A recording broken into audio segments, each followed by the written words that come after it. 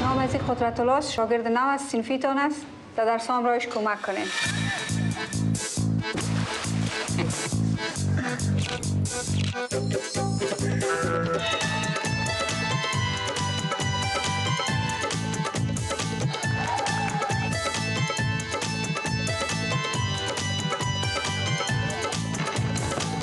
بچه‌ها تغییرات در سطح رهبری حزب و دولت آمده.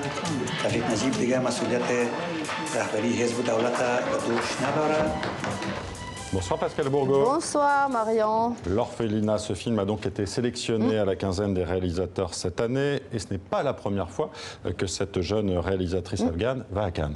Oui, eh bien, elle était déjà en 2016 avec Sheep and Wolf et là, elle est retournée en 2019 à Cannes. Alors, est-ce que vous savez à quel âge Shabarnou Sadat a vu le premier film dans une salle de cinéma? Je n'en ai aucune idée, Pascal. Eh bien, elle avait 20 ans. Et c'était il y a 9 ans, imaginez-vous, elle a 29 ans, jusqu'à l'âge de 20 ans. Elle a vécu dans son village en Afghanistan, perdu dans les montagnes, elle nous le racontera, et à Kaboul, où elle vit toujours d'ailleurs, et où elle a suivi un cours la faculté de cinéma un peu par hasard. Vous allez le voir, elle nous le raconte. Alors son film raconte l'histoire d'un orphelinat qui a vraiment existé à l'époque soviétique, qui était évidemment une institution qui recueillait les orphelins afghans, mais qui en faisait aussi des bons petits soviétiques, à la fois en farsi, à la fois en russe. Alors je vous propose de partir à sa rencontre. Nous l'avons rencontrée à Paris, dans le siège de sa distributrice, qui n'est autre que Julie Gaillet. Voilà. Rien ne prédestinait cette jeune Afghane à devenir la première cinéaste de son pays. En 2001, sa famille ultra-religieuse et exilée en Iran décide de revenir dans son village en Afghanistan. Shabarnou a 11 ans. Il n'y avait pas d'électricité, pas d'eau, pas de téléphone, pas de transport, rien. Le village ne comptait que 8 maisons. Cela me prenait 3 heures aller, 3 heures retour pour passer la montagne et aller dans une école de garçons dans le village d'à côté. Et sa vie est un vrai film de fiction. De la fac de cinéma à Kaboul au Festival de Cannes, Shabarnou semble prédestinée. À 29 ans, elle en est à son 2e long métrage.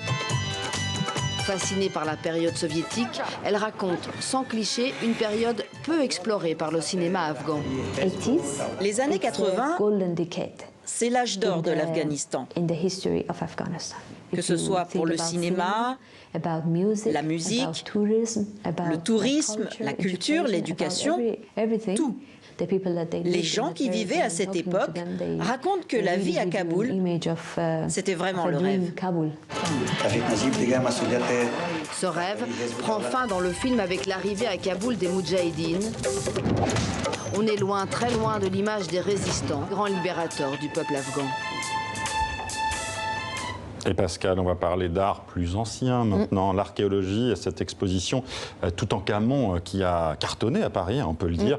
Le trésor du pharaon va continuer sa tournée mondiale et cette exposition arrive à Liège en Belgique. Oui, alors regardez ces images, c'était l'arrivée vraiment des caisses avec les objets. C'est nos confrères de la RTBF qui ont filmé l'arrivée à la gare des Guillemins à Liège, qui n'est pas seulement une gare mais aussi un lieu d'exposition.